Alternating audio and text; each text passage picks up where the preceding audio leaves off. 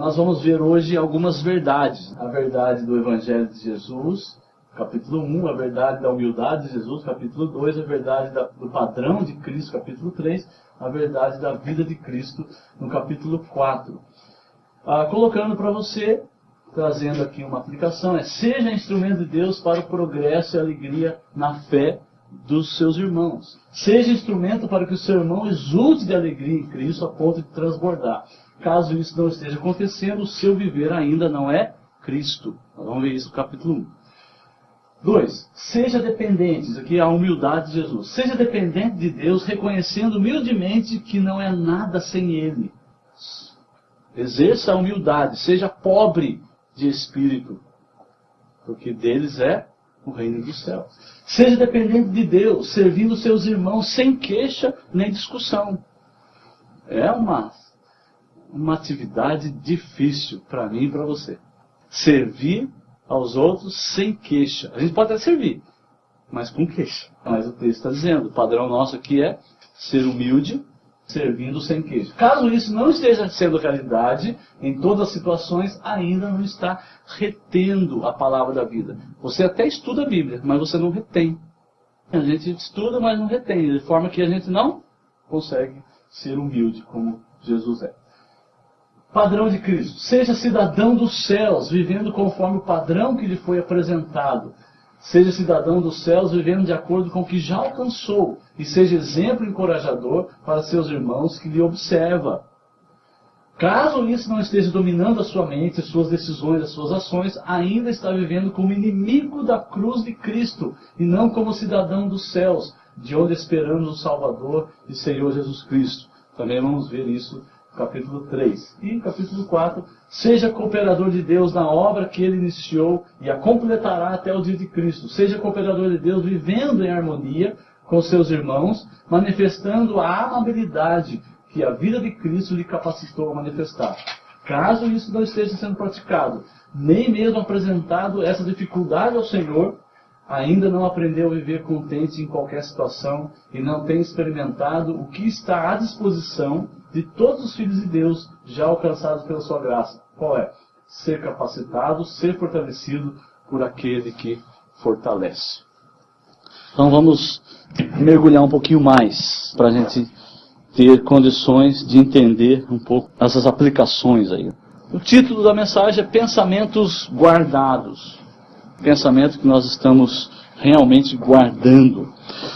Filipenses capítulo 1 a 4, nós não vamos ler novamente, que é bem longo. Então você esteja aí com a Bíblia aberta para estar acompanhando. Eu vou estar pensando alguns versículos. É uma mensagem mais panorâmica, então não vamos trabalhar com detalhes. À medida que entrarmos na série, aí sim vamos ver, talvez versículo por versículo. A ideia é trabalhar a carta toda, depois vamos ter uma mensagem no capítulo 1, capítulo 2, capítulo 3, capítulo 4. Aqui falando sobre um pano de fundo de Filipenses. Eu vou pular um pouco aqui, não vamos comentar tudo. Só quero dizer para vocês que lá em Atos 16:12, nós temos a fundação da igreja lá em Filipos, tem a história, Paulo trabalhando ali com aqueles filipenses, começou a trabalhar, lá não tinha sinagoga, né? E aí depois, mais para frente, eu vou passar um pouco pano de fundo o que era a cidade de Filipos, a constituição dela, mas ali não havia judeus, muitos judeus. Havia algumas mulheres que se reuniam lá na beira do rio, entre elas estava Lídia, e Paulo, ela ouviu, Deus abriu o coração dela para ouvir a mensagem, ela ouviu e começou então a nascer uma igreja ali na casa dela. Mais para frente, depois, Paulo foi preso, porque ele expulsou o demônio de uma moça lá que falava, começou a perturbar, né? No começo ela falou uma verdade. Estes, né, aqui estão os homens, né, que são servos de Deus Altíssimo. Né, eles anunciam o caminho da salvação. Olha só, não é legal? Chega alguém e fala assim, aqui estão os servos do Deus Altíssimo, eles anunciam o caminho da salvação. O que você vai falar? Tacar pedra nela? Não, ok. Só que todo dia. Todo dia. Mas todo dia qual o problema? Está falando a verdade. O problema não era esse. O problema é que ela era usada, possuída por Satanás ou por demônios, e os senhores dela usava para que as adivinhações dela rendessem lucro para eles.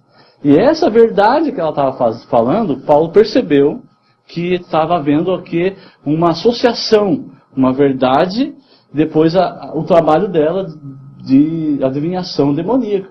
Então estava associando uma coisa com a outra. Quando Paulo percebeu, ele expulsou o demônio. Quando expulsou o demônio, perdeu toda a fonte de lucro. O pessoal mandou ele preso, foi lá para a prisão até que meia-noite. Paulo cantou, daí teve um terremoto e tudo mais. Bom, vamos pular isso aí, passar toda essa história, a gente vai contar com mais calma. Paulo, ele fala pro carcereiro, ele pergunta, o que eu devo fazer para ser salvo? Ele fala, creia no Senhor Jesus e será salvo tu e tua casa. Só que veja bem, como é que a pessoa vai crer? A pessoa precisa ter a mensagem. Então, ele ouviu a mensagem, ele levou ele para a casa dele, e lá ele pregou a mensagem e eles puderam então obedecer essa orientação de Paulo. Crer no Senhor Jesus, daí eles foram salvos, foram batizados e começaram a fazer parte da igreja ali. Paulo, ele escreve essa carta agora, ele está lá preso em Roma, e ele escreve essa carta para essa igreja que ele havia fundado já 5 ou 6 anos antes. E a igreja estava firme, ele recebeu a oferta dessa igreja, Epafrodito levou a oferta, estava muito feliz com a oferta, porque Paulo estava preso, estava numa prisão domiciliar. E a prisão domiciliar, você tem que pagar. Então lá, Paulo tinha que pagar todas as despesas da casa, tudo. Então, veja bem, Paulo estava ali se endividando, vamos dizer assim. E a igreja de Filipe enviou uma oferta generosa a ponto de Paulo não precisar de nada. Estava suprindo todas, ele estava esperando o julgamento. Com isso, Paulo ficou muito feliz e realmente escreveu, Epafrodito mandou ali informações, trouxe informações para Paulo também a respeito do que daquela igreja precisava ouvir como exortação. Epafrodito era um dos líderes lá. E Paulo, então, ele escreve essa carta, e ele já havia passado por todas aquelas experiências, quando ele foi preso, né, lá em Jerusalém, depois foi para Cesareia, e depois, então, acabou indo para Roma. Passou por todas aquelas experiências, você pode ver lá em Atos, né, a partir do capítulo 16, ele vai seguindo para frente.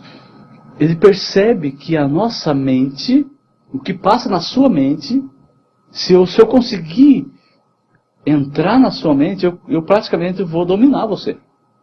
Por quê? Porque a sua mente domina você. O que você está pensando, ou o que você está crendo como verdade, domina você. Nós vamos ver isso daqui a pouco. Paulo fez isso lá durante esse período, ele chegou ao ponto de, só lembrando uma coisa aqui, quando ele viu que estava lá no Sinédrio, e o pessoal está tudo contra ele, o que ele fez? Olha só, ele olhou o que está na mente desse pessoal. Já sei, 2 grupos, fariseus, saduceus, né? Chegou, irmãos, eu sou fariseu.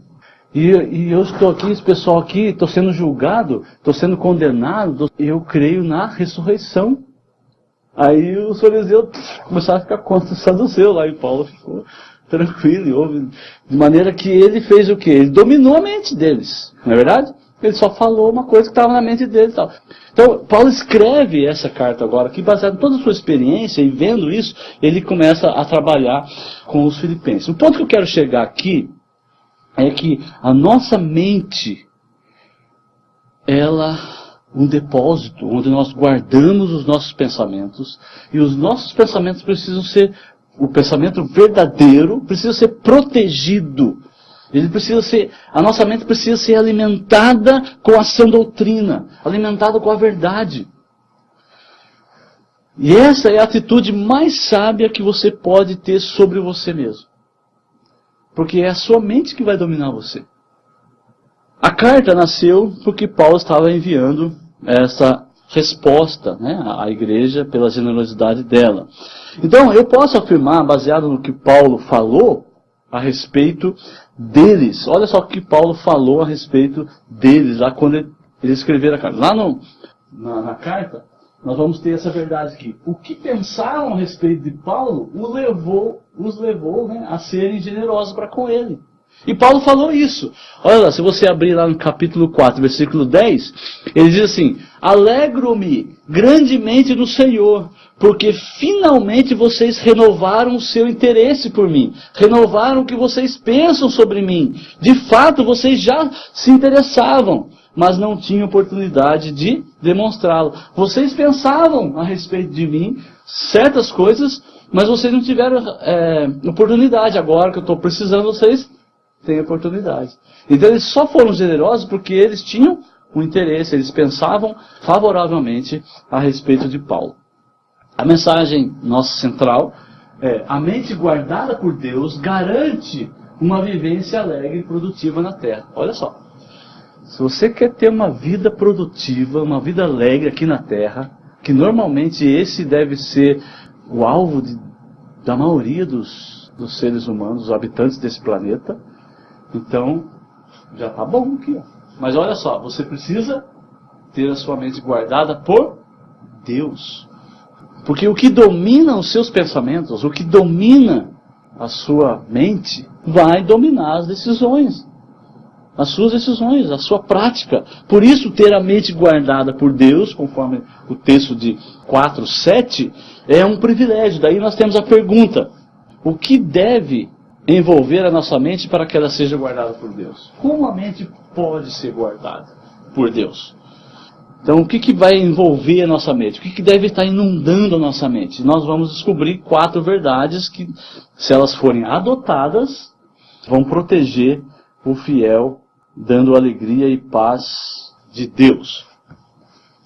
Então, quais são as verdades? Primeiro, o Evangelho é a verdade. O Evangelho que está em Jesus. Essa verdade vai proteger a você. Se você estiver na prática adotando essa verdade. Quer dizer, se você estiver colocando na sua mente, se você estiver inundando a sua mente, por que eu não consigo ser a pessoa que possa dizer: o meu viver é Cristo? Por que eu não consigo? Porque minha mente ainda não está inundada com o Evangelho, com essa verdade. Então, uma vez que o Evangelho alcançou e transformou os crentes, o pensamento a respeito de outros crentes, veja bem, o Evangelho transformou você? Então, o pensamento a respeito de outras pessoas que também experimentaram essa transformação deve ser pensamento de homens e mulheres que são cooperadores do Evangelho, apesar de haver ou não haver maturidade. Olha o versículo 3 e 7. Versículos 3 a 7, Paulo está agradecendo a Deus pela vida dos filipenses. Por causa, versículo 5, por causa da cooperação que vocês têm dado ao Evangelho. Paulo, ele olha para os cristãos e vê como cooperadores do Evangelho. Você olhe para o seu irmão e veja isso. Como eles são cooperadores do Evangelho. Ah, mas ele ainda nasceu agora, ele ainda não pensa direito, não conhece o Evangelho, não conhece a doutrina, não conhece, tem muita dúvida. Ele foi transformado pelo Evangelho, foi transformado das trevas para a luz, ele é um cooperador do Evangelho. Não importa se ele está dando trabalho na igreja, não está. Se a maturidade dele está aqui ou está lá. Ele é um cooperador do Evangelho. Então a convivência com os irmãos só será aproveitável no reino se, como instrumento nas mãos de Deus, o fiel colaborar para o progresso da alegria e fé. Então existe um padrão, né? Nós vamos ver mais para frente no capítulo 3, mas existe um objetivo de cooperação. Olha o versículo 26. A fim de que, pela minha presença, outra vez, a exultação de vocês em Cristo Jesus transborde por minha causa.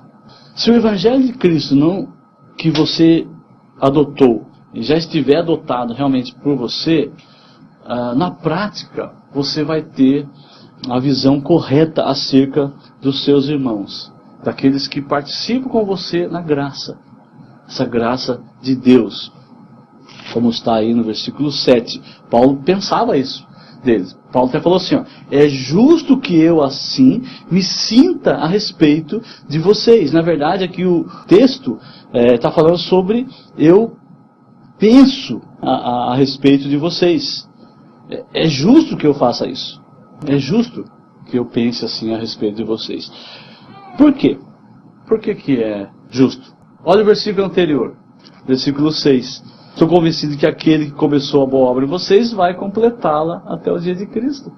Então, Deus começou a boa obra. O Evangelho já havia transformado aquelas pessoas. Eles eram santos em Cristo Jesus. E Deus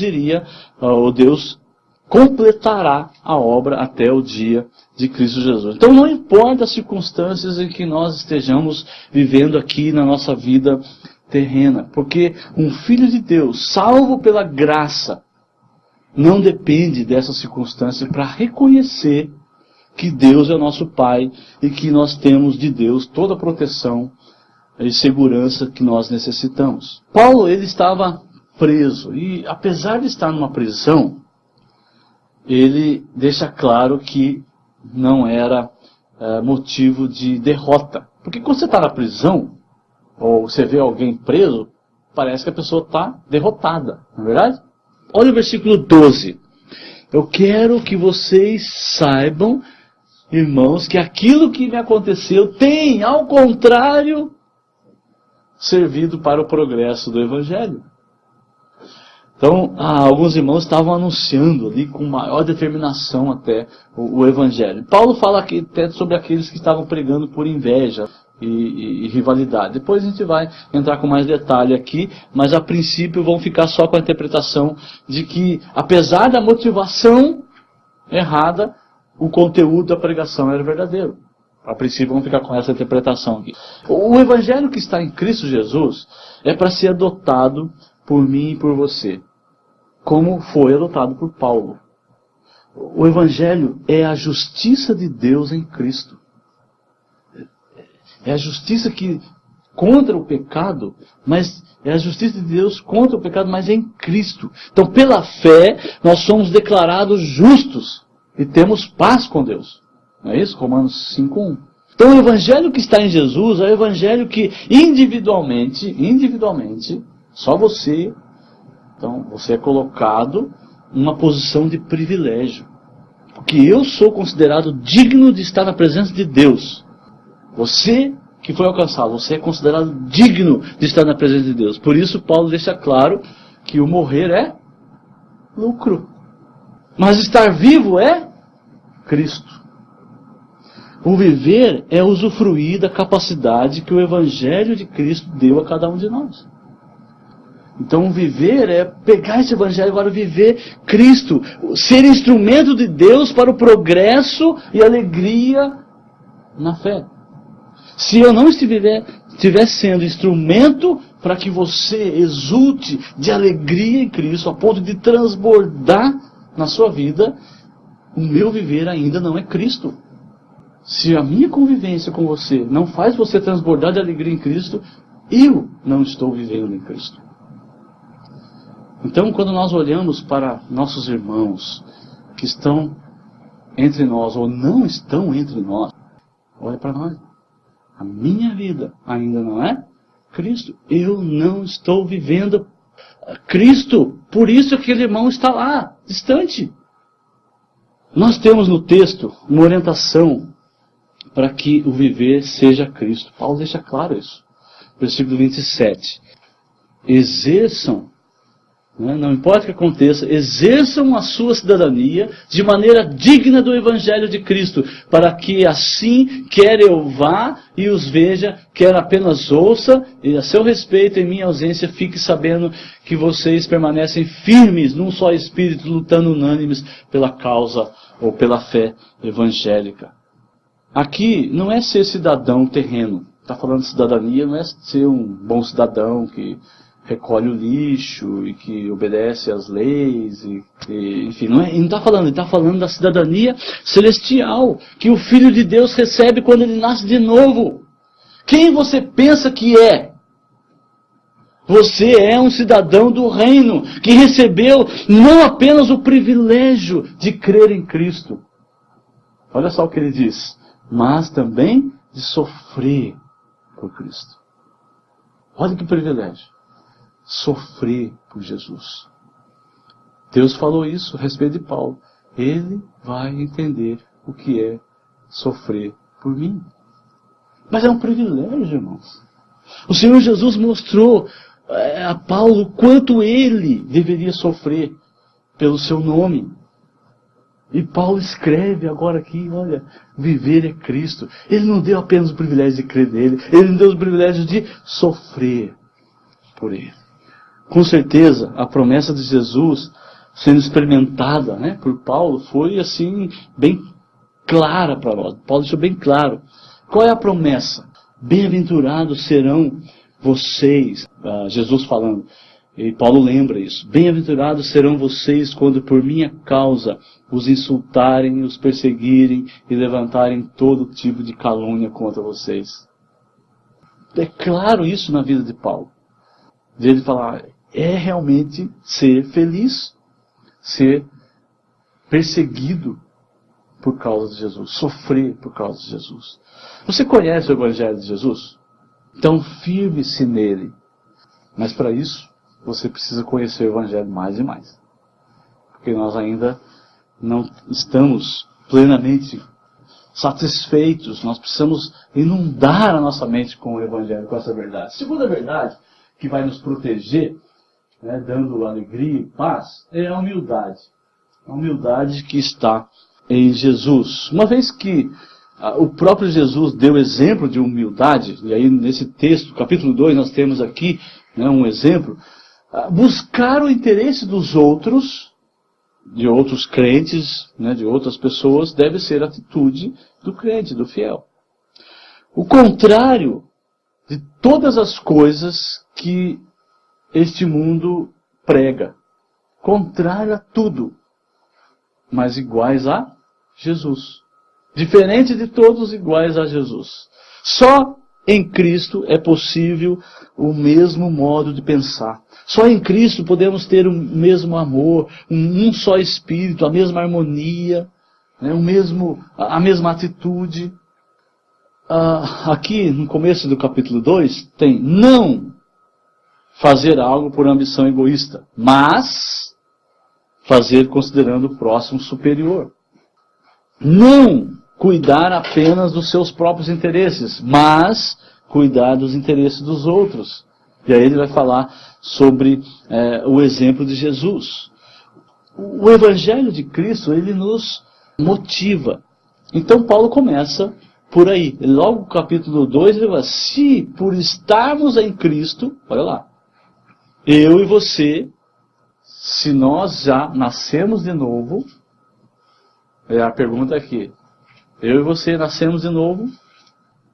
Você professa realmente a sua fé em Cristo Jesus? Então, por causa desse fato, nós temos alguma motivação, nós temos alguma exortação de amor, temos pelo menos uma certa comunhão no Espírito, temos afeição, temos compaixão.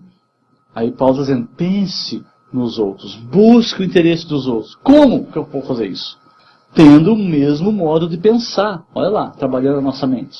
Pense como seu irmão pensa. Considere-o superior a si mesmo. Siga os passos de Jesus. Seja humilde como ele é humilde. O que é a humildade que está em Jesus? Olhando um pouco mais detalhado aqui no capítulo, nós vamos ver que é a dependência total de Deus. Olha para a vida de Jesus. É a disposição plena em servir. Jesus fez isso. Como o exemplo de Cristo pode nos estimular? É quando você olha para o que ele fez quando esteve aqui. Mas não é só achar bonito. É para você repetir isso. A atitude humilde entre os seus irmãos. Jesus tinha todo o poder. Ele não quis ser igual a Deus. Ele poderia, como ele fez, acalma, fica quieto.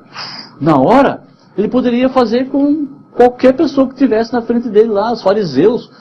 Né? O próprio discípulo diz, Senhor, vamos orar para que caia fogo. Jesus poderia falar, fogo, na hora ali já destruiria. Mas Jesus serviu, atitude humilde, a salvação sendo colocada em ação. Aí no texto aqui do capítulo 2, Paulo fala sobre isso. Coloque a sua salvação em ação. O que significa isso? significa simplesmente seguir os passos de Jesus, seguir os passos de Deus. E ele vai dizer, o querer e o realizar serão conforme a vontade de Deus. Então, Paulo aplica aqui uma prova para o fiel. Olha o versículo 14. Façam tudo sem queixas, nem discussões, nem contendas. Então participe do ministério sem queixas. Obedeça ao seu marido sem queixas. Lidere a sua família sem queixas. Instrua e discipline os seus filhos sem queixas. Obedeça a seus pais sem queixas. Porque o termo aqui é tudo. Se o seu pensamento, se a sua mente estiver calibrada com a mente de Cristo, se houver a mesma atitude de Cristo na sua mente, as ações e reações serão conforme o exemplo de Cristo. O contrário de humildade, o que é? Orgulho. Então o pensamento do orgulhoso é aquela de suficiência própria, eu sei, eu faço. Egoisticamente ele vai buscar o prazer em realizar as obras. Ele vai buscar prazer para ele. O humilde, ele descansa na graça de Deus. Deus é quem realiza o querer e o efetuar. O que deve então inundar a sua mente? Que você depende da graça de Deus, que nada vai ser realizado por você sem a graça de Deus. O exemplo mais básico que eu dou é, você não consegue respirar sem a graça de Deus. Então colocar em ação a salvação com temor e tremor, conforme diz aqui o texto, é uma ordem que elimina o ócio que pode vir de um pensamento errado a respeito da soberania de Deus. Aquela ideia, Deus é soberano e Ele vai fazer tudo. E eu vou cruzar os braços. Por isso que essa ordem, coloquem em ação a salvação de vocês, com temor e tremor. Nos versículos finais aqui do capítulo 2, Paulo apresenta dois exemplos de vida. A partir do versículo 19. Dois homens que estavam aprendendo e praticando a humildade de Jesus. Timóteo e Epafrodito. Ele diz que enviaria Timóteo, cuja qualidade, a qualidade de Timóteo foi exaltada por Paulo. E o interessante aqui, que essa qualidade significa a mesma mente. Ele fala assim, não tenho ninguém que, como ele, tenha interesse sincero pelo bem-estar de vocês. A palavra aqui é uma palavra só. Em grego seria isopsikon. Aí para você entender, a gente usa muito o isó. Né? Já ouviu falar triângulo isósceles, isometria. Né? Essa preposiçãozinha ali significa, na verdade não é uma preposição, mas aqui seria de isos, né? Ou isos, que significa iguais.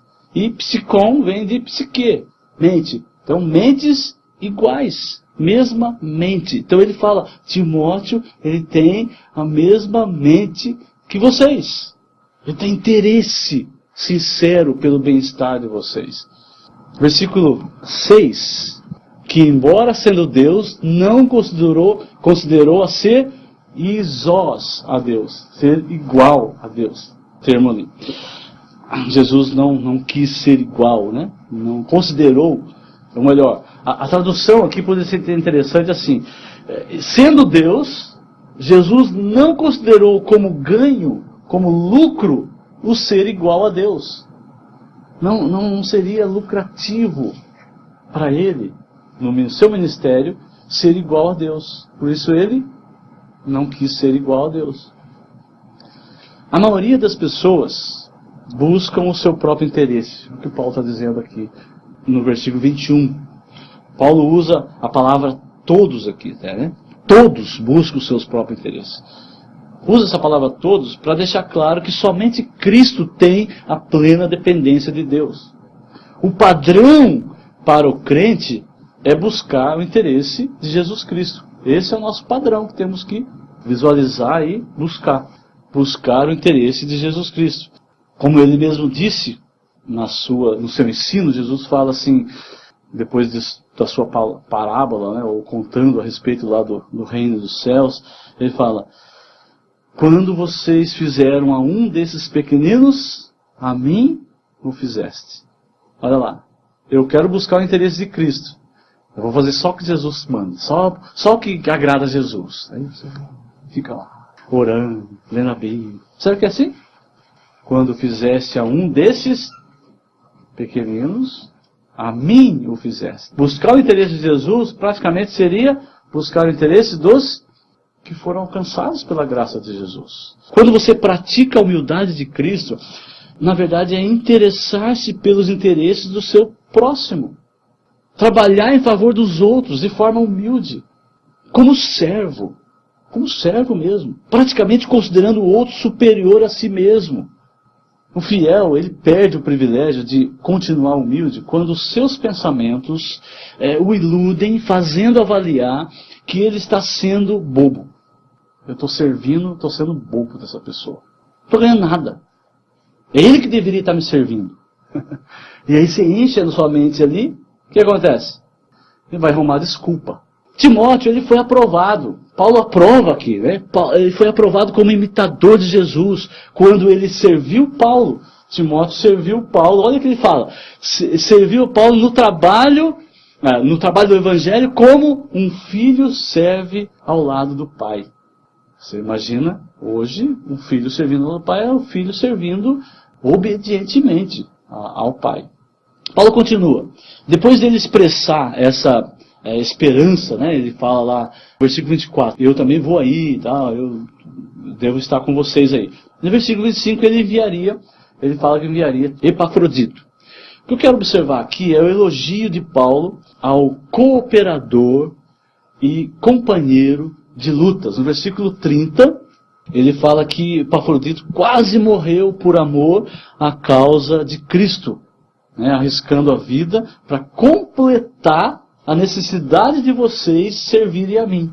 Essa seria uma tradução mais literal aqui, né? Vocês filipenses, pensam de tal maneira sobre mim que vocês se sentem necessitados de me servir. E Epafrodito, ele arriscou a vida para completar essa necessidade de vocês. Quando nós estivermos estudando esse texto, a gente vai entender como é que foi esse problema que Epafrodito viveu ali de quase perder a vida. Epafrodito, ele se colocou na posição de servo dos servos, servo dos filipenses. Então a igreja de Filipos, generosamente, amorosamente, queria servir Paulo, enviando dinheiro.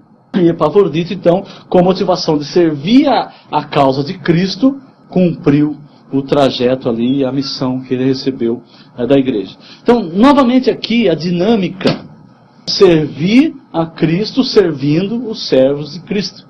Humildade que está em Jesus. Essa é uma verdade, ou mais uma verdade que você deve manter. Se você fizer isso, a rota sua será de encontrar a paz e a alegria. A palavra de Deus promete isso, alegria e paz de Deus. A terceira verdade é o padrão. Capítulo 3, nós vamos entender aqui que uma vez que a alegria do fiel é a alegria do Senhor, então a confiança jamais deve passar pela tradição humana. Jamais deve se pautar no currículo de vida cristã terrena, mas a vida eterna nos altos céus. A alegria do fiel é a alegria do Senhor. A alegria do fiel é a alegria do Senhor. A terra está aqui. A alegria do fiel é a alegria do Senhor. Então, a gente exclui qualquer tradição humana, qualquer coisa que esteja no currículo da vida cristã. Ministério, igreja. A gente pode idealizar uma coisa bonita, mas isso não é alegria no Senhor, não deve ser. Então, viver com o pensamento nas coisas terrenas é um caminho muito perigoso. Paulo diz que é viver como inimigos da cruz de Cristo. Como já lhes disse repetidas vezes, e agora repito com lágrimas, há muitos que vivem como inimigos da cruz de Cristo. O destino deles é a perdição, o seu Deus é o estômago, e eles têm orgulho do que é vergonhoso. Só pensam nas coisas terrenas. A nossa cidadania, porém, está nos céus, de onde esperamos ansiosamente o Salvador e Senhor, o Senhor Jesus Cristo, versículos 18 a 20. Então o padrão de Cristo, essa verdade, o padrão que está em Jesus, o padrão que está em Cristo, é considerar todas as coisas neste mundo como esterco, no que se diz respeito, por exemplo, a ser justo. Quer dizer, mostrar justiça, obter fama, especialmente aquela fama de ser bonzinho, de ser um homem honesto, justo e amável, coisas que têm a ver com a parte terrena. Paulo, por causa disso, né, ele considerou que tudo isso era que ele considerava lucro, antes de conhecer a verdade, é considerado por ele agora um prejuízo, tudo como perda. Toda a justiça, todo o padrão humano, religioso, que rendia para Paulo elogios. O cara era né, fariseu, era descendente de Benjamim, era não sei o quê. Tinha muitos elogios. Era louvado pela excelência da vida religiosa dele. Uma vida tradicional dentro da religião judaica. Então isso no padrão mundano é lucro. No padrão mundano isso é totalmente favorável, lucro, algo que você deve correr atrás. Se você entende uma coisa é lucrativa, você corre atrás. Isso vai dar lucro para mim? Ué, por que não? Vou atrás. Mas quando o padrão de Jesus é conhecido, tudo perde o valor. Porque, na realidade, não é apenas sem valor. Não é uma coisa que perdeu o valor. Mas é negativo. É prejuízo. Se buscar essas coisas, você está perdendo. Não é só deixando de ganhar. Paulo inicia o capítulo 3 com o advérbio finalmente. Ele quer fechar a sua carta apresentando o padrão, apresentando o ponto mais alto. A verdade, se for afirmada pelo fiel, não apenas nas suas palavras, mas na alma, no coração, no seu pensamento. Então, se você firmar isso, não há por que duvidar da realidade, da alegria e da paz de Deus. Paulo ordena que os seus irmãos tenham alegria no Senhor. Ele começa, finalmente, irmãos, alegrem-se no Senhor. E logo ele vai introduzir o que pode prejudicar o ato de ser alegre no Senhor. Abaixar o padrão, viver contente com o padrão da religião, do sistema mundano, do sistema humano, isso é baixar o padrão. O padrão de Cristo é elevado. E ele apresenta a própria experiência. Ele fala, eu teria tudo isso. Versículo 4, olha, falando de novo o pensamento. Se alguém pensa que tem razões para confiar na carne, eu muito mais. Apresenta ali a sua experiência. Mas qual o padrão que ele apresenta aqui nesse capítulo? Versículo 3. Pois nós é que somos a circuncisão. Olha lá. Nós que adoramos pelo Espírito de Deus, que nos gloriamos em Cristo Jesus e não temos confiança alguma na carne. Então, adorar pelo Espírito, gloriar-se em Cristo Jesus e não ter confiança, nenhuma confiança na carne. É o caminho contrário do pecado. E nós estamos no pecado ainda. Vivemos um caminho contrário a esse. O pecado engana o homem, convencendo a ele que ele pode viver, ele consegue viver sim, independente de Deus. Mas nós fomos criados para adorá-lo. E o fiel adora em espírito e em verdade. O verdadeiro adorador. Então a nossa vida deve ser de adoração ao Senhor 24/7. 24 horas, 7 dias por semana. Em todos os momentos, viver a adoração em espírito. O pecado ele engana o homem, convencendo o homem a buscar glória, buscar a sua própria felicidade, a buscar aquilo que satisfaz a si mesmo. Buscar glória para si. O padrão do fiel é gloriar-se em Cristo.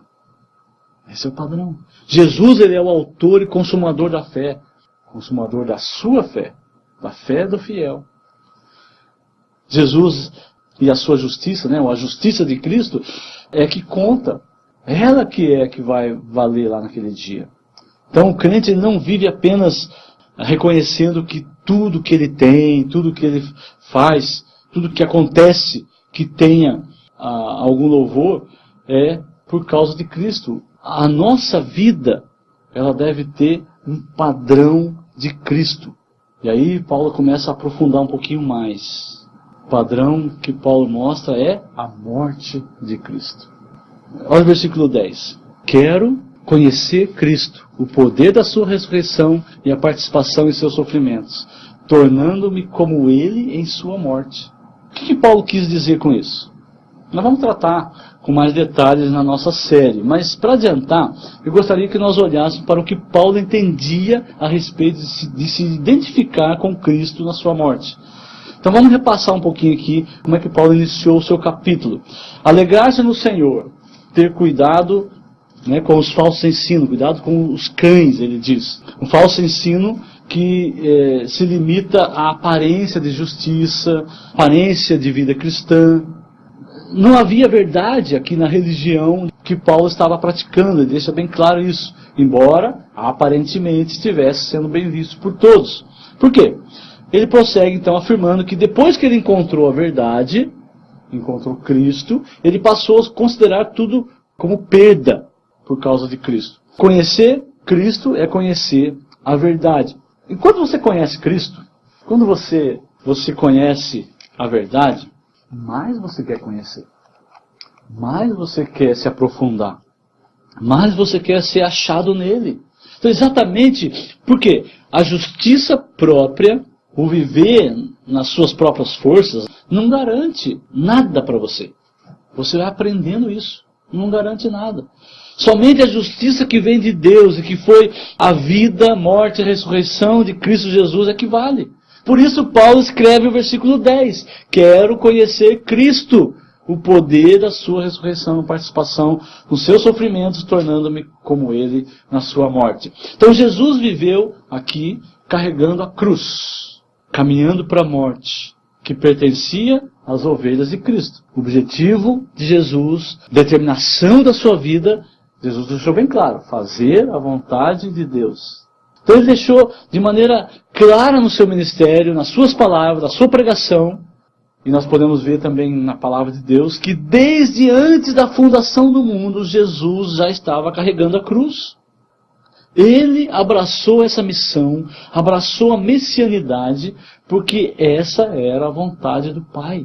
Viver nesse mundo, obedecendo o propósito de Deus, participando, cooperando com a obra que Deus iniciou e que vai completar até o dia de Cristo, é viver conhecendo Cristo. E conhecer o poder, ou melhor dizendo assim, usufruir do poder da sua ressurreição e assim participar do seu sofrimento. Paulo coloca bem claro que usufruir do poder da sua ressurreição não tem nada a ver com uma vida que esbanja conforto, saúde, circunstâncias agradáveis. Você nem olha alguém vivendo assim e fala, olha lá que crente espiritual. O pessoal está tentando vender por aí, que isso é. Mas aqui no texto, usufruir do poder da ressurreição para participar dos sofrimentos por causa e na causa de Cristo. Isso é participação nos seus sofrimentos. Então participar do sofrimento é usufruindo esse poder. Somente assim nós podemos ser conformados com a morte de Cristo. A nossa missão é fazer a vontade de Deus. Então se você fala, eu vivo para fazer a vontade de Deus, é como se você estivesse vivendo carregando uma cruz, para morrer fazendo a vontade de Deus. Paulo escreveu aos Romanos, Romanos 6, aqui, versículo 11. Da mesma forma, considerem-se mortos para o pecado, mas vivos para Deus em Cristo Jesus. Portanto, não permitam que o pecado continue dominando os seus corpos mortais, fazendo que vocês obedeçam aos seus desejos. Não ofereçam membros do corpo de vocês ao pecado, como instrumento de injustiça. Antes ofereçam-se a Deus como quem voltou da morte para a vida. E ofereçam os membros do corpo de vocês a Ele, como instrumento de justiça. Pois o pecado não o dominará, porque vocês não estão debaixo da lei, mas debaixo da graça. Olhando o versículo 4 ainda, ele vai começar a falar sobre isso. Portanto, fomos sepultados com Ele na morte por meio do batismo, a fim de que, como Cristo foi ressuscitado dos mortos, mediante a glória do Pai, assim nós vivamos uma vida nova. Se dessa forma fomos unidos a Ele na semelhança da sua morte, certamente seremos também na semelhança da sua ressurreição. O que eu quero exaltar aqui é que nós, versículo 11, somos mortos para o pecado, mas vivos para Deus. Esse é o padrão que está em Cristo. Vida cujo propósito é fazer a vontade de Deus. Filipenses, capítulo 3, versículos 15 e 16. Todos nós que alcançamos a maturidade devemos ver as coisas dessa forma. Devemos pensar dessa forma.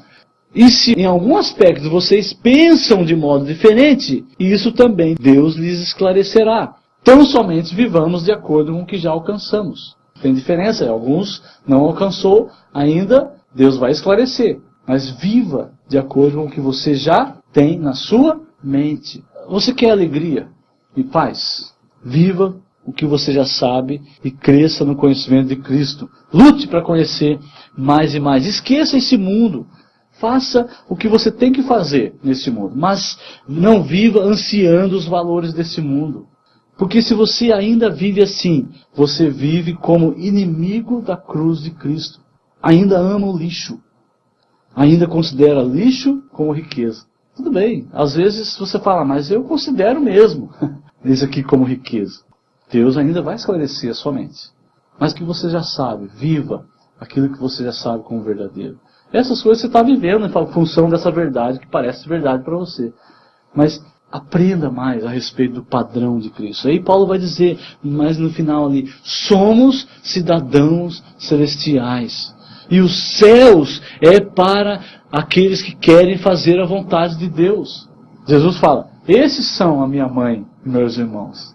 Ele não fala, sua mãe está lá, não falando. Esses são a minha mãe e meus irmãos, aqueles que querem fazer a vontade de Deus. Quem quer fazer a vontade de Deus são minha família. E a eles será dado o lar celestial. Eu queria fazer uma observação aqui. Vou passar um pedacinho de um trailer, de um filme. Talvez você já assistiu.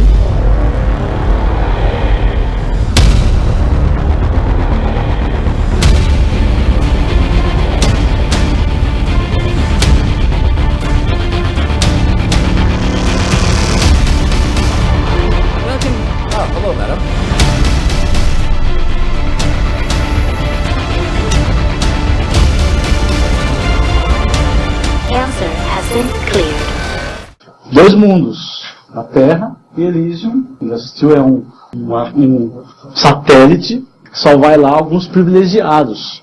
Quando eu fico pensando assim, será que muitas pessoas não olham também para os crentes e falam, vocês são cidadão celestial, né? Vocês são os privilegiados, né? Esses filmes vêm, de uma certa forma, fazer uma crítica, né? Quanto a isso, de fazer dois mundos, dos céus e os que não são dos céus. Elysium, olha só, Elysium, a palavra Elysium, é uma palavra que tem o significado de um local, uma condição de felicidade ideal. Eles tiraram, né, pegando essa palavra aí, não sei exatamente qual é a origem dela. Agora, viver a glória de Cristo, viver em outro nível, como alguém já disse, é um privilégio, somos privilegiados, mas está aberto a todos os que querem. Olha, Jesus diz o seguinte, contudo, vocês não querem vir a mim para terem vida. Jesus fala isso para eles, para aqueles que não são salvos. Ele fala para eles, vocês não querem vir a mim. Aqui nesse filme, todo mundo quer. Ele vai em naves e tudo mais, tentando ir lá para conseguir a liberação da doença. Mas eu queria fazer uma observação aqui. Nós somos cidadãos celestiais. E os céus é para aqueles que querem fazer a vontade de Deus. Mas aquele que não foi alcançado pela graça, não quer fazer a vontade de Deus. Não quer. E aqueles que fazem a vontade de Deus são a minha mãe e meus irmãos. Para esses da minha família, eu vou dar Elysium, eu vou dar os céus, eu vou dar um local ideal, sem doença. Não vai ter aquele negócio de escanear lá e acabar com o câncer. Mas você já não vai ter isso. Já vai estar com o corpo escaneado, glorificado, como diz a palavra. Qual é a quarta e última verdade para a gente encerrar aqui? A vida que está em Cristo Jesus. Essa a vida. Vamos falar, mas a vida, como é que você vai conhecer essa verdade? Conhecer a vida que está em Cristo. Uma vez que a fonte da vida está em Jesus, ou Ele é a fonte, todos os relacionamentos devem estar harmonizados com Ele, ligados a Ele e harmonizados com Cristo. Então toda alegria a ser desfrutada está no Senhor, que na prática significa colocar qualquer ansiedade que tire a alegria. A ansiedade normalmente deixa a gente tenso. É você apresentar essa ansiedade diante de Deus, com orações e súplicas, para que a paz de Deus defenda a mente de vocês. A ansiedade trabalha aqui na mente, nossa alma, e Deus defenda essa mente que deve produzir ou deve ser encharcada, inundada com pensamentos que vão conduzir as nossas vidas. Nós sabemos que a vida é uma verdade, mas que vida é verdade e que vida é mentira? A verdade é a vida que está em Cristo Jesus. Então Paulo ordena aos seus irmãos filipenses: permaneçam firmes no Senhor. Afinal, Ele é a vida. Então estar firmado, unido à vida, o que vai proporcionar a você? Vida. O versículo 5 dá um pouco de mais prática dessa vida. Amabilidade, né? A disposição amável e honesta para com as outras pessoas. Essa amabilidade é um sintoma da vida que está em Cristo Jesus. Por isso, nos versículos 2 e 3, Paulo adverte aquelas duas irmãs lá. Aquela discórdia entre os irmãos, na verdade, é um sintoma de quê? Se a harmonia é um sintoma de vida, a amabilidade é sintoma de vida, a discórdia é sintoma de morte. A vida que está em Cristo, ela é uma vida serena. A serenidade, tranquilidade, calma, mansidão é a marca de Cristo. Então, aprendei de mim, que sou manso e humilde, disse Jesus. Para deixar a ansiedade, a palavra que nós temos nas nossas mãos nos instrui.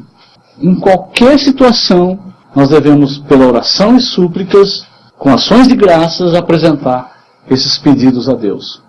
Então nada vai tirar a paz, a tranquilidade e a serenidade do fiel se ele usufruir essa verdade, essa vida. Se ele estiver firmado em Cristo. Se qualquer turbulência que aconteça na sua existência aqui na terra, se você colocar com ações de graça diante de Deus, você vai experimentar a paz de Deus. As decisões que nós cristãos tomamos todos os dias vão ser colocadas diante de Deus com esta esperança. Por quê? Porque as decisões, se nós não colocarmos diante de Deus, elas serão decisões ansiosas. E como é que você identifica uma decisão ansiosa? São aquelas decisões que, se as consequências dessas decisões, se você tomou uma decisão e você começa a ver as consequências dela, se as consequências dessas decisões atrapalharem, impedirem ou prejudicarem a prática daquilo que você já aprendeu pelas Escrituras, que deve ser coerente com o caráter de Cristo, né? Não é que você aprendeu errado, não. Aquilo que você aprendeu e que é coerente com o caráter de Cristo, tendo ligado à vida de Cristo, aquilo que está realmente ligado com Cristo, se essas consequências da decisão atrapalharem, até mesmo impedirem ou prejudicarem a prática disso, essa decisão que você tomou foi uma decisão ansiosa. A ansiedade de vocês deve ser colocada diante de Deus com orações e súplicas. No versículo 8 há uma estratégia aí para que a mente de vocês sejam ocupadas. Se ela for dominada por pensamentos que obedecem aí o versículo 8, é um versículo que você deve decorar. Tudo que for verdadeiro, tudo que for nobre, que for correto, for puro, que for amável, que for de boa fama, se houver algo excelente ou digno de louvor, pensem nessas coisas. Decore isso aí, escreva isso aí, coloca numa tabelinha, pega o seu pensamento, coloca isso, avalia. Tem aí você pensa. Não tem, corta. Os pensamentos certamente estarão em torno daquilo que nós amamos. Se Cristo for o assunto principal dos seus pensamentos, como diz a W. Tozer, não só estamos num processo de transformação, mas estamos nos tornando naquilo que nós amamos. Então, se nós amamos Cristo, nós estamos nos tornando como Cristo. Essa verdade é a vida que está em Jesus. E essa vida pode transformá-lo em alguém que será como Ele, como Cristo Jesus. Paulo experimentou isso, e ele fala: posso todas as coisas naquele que me fortalece. Os filipenses foram generosos, e Paulo foi muito grato a eles. Ele deixou bem claro que ele não estava agradecendo para manter um canal de bênção. Não era só, ele deixou bem claro que não é isso, porque no processo de crescimento, no conhecimento de Cristo, da vida, ele já havia aprendido o segredo de viver contente em toda e qualquer situação, é o que ele diz aqui. Seja bem alimentado, seja com fome, tendo muito ou passando necessidade. No entanto, ele não estava descartando a generosidade deles. Eu já aprendi, não preciso mandar nada. Porque era um privilégio para eles. O que o Senhor Jesus nos ensina? A maior felicidade em dar do que em receber. Então é um privilégio para eles. A vida de Cristo é assim: disposição para dar, disposição para ser generoso com os outros e prontidão de usufruir da força de Cristo nas fraquezas e necessidades. Eu não posso falar assim: vocês têm que ter disposição para dar. Eu estou passando necessidade. Dei, eu tenho que estar disposto a dar, nós temos que estar total prontidão para usufruir da força da ressurreição de Cristo na minha fraqueza, na minha necessidade. Então, encha a sua mente com essas verdades, mas encha a ponto de serem praticadas. Não desista, irmãos. Paulo já disse: tão somente vivamos de acordo com o que já alcançamos. Então, se o fiel adotar essas verdades, de maneira que não apenas estejam rondando, como um satélite aí na sua mente, mas ocupando os seus pensamentos, então o fiel, ele vai ter a sua mente guardada e vai experimentar a paz e a alegria de Deus. Então a mente guardada por Deus garante uma vivência alegre e produtiva na terra. Aplicação, vocês já estão com elas nas suas mãos, então eu gostaria que vocês dessem uma lida e uma relida, para que, de fato, vocês possam ser instrumentos de Deus, vocês possam ser dependentes de Deus, cidadãos dos céus, cooperador de Deus. Amém? Vamos orar? Querido Deus, eterno Pai, louvado seja o Teu nome, porque a nossa mente, aquilo que somos na essência, a nossa alma, o nosso coração, o nosso espírito, ele pode ser guardado por Ti, conforme a Tua palavra nos ensina. E suplicamos ao Senhor que o Senhor guarde-nos, guarde a nossa mente. Ajuda-nos, ó Deus, a que na nossa mente haja apenas a Tua palavra, a Tua verdade, que a verdade da Tua palavra esteja inundando as nossas mentes, e que nós possamos ver, ó Deus, com uma rapidez a prática disso, que possamos ver a nossa vida de maneira dinâmica, alegre, demonstrando Jesus em tudo, naquilo que experimentamos no nosso dia a dia nesse mundo, que a vida terrena que aqui estamos experimentando seja uma vida de paz e alegria, a despeito de qualquer circunstância que enfrentemos. Que somente os pensamentos do Senhor, somente o Senhor, a alegria do Senhor, realmente seja a nossa alegria. Que estejamos regozijando no Senhor. Como diz Paulo, outra vez, que estejamos regozijando no Senhor. Ó Deus, ajuda-nos. Abençoa cada um de nós aqui. Em nome de Jesus que oramos. Amém.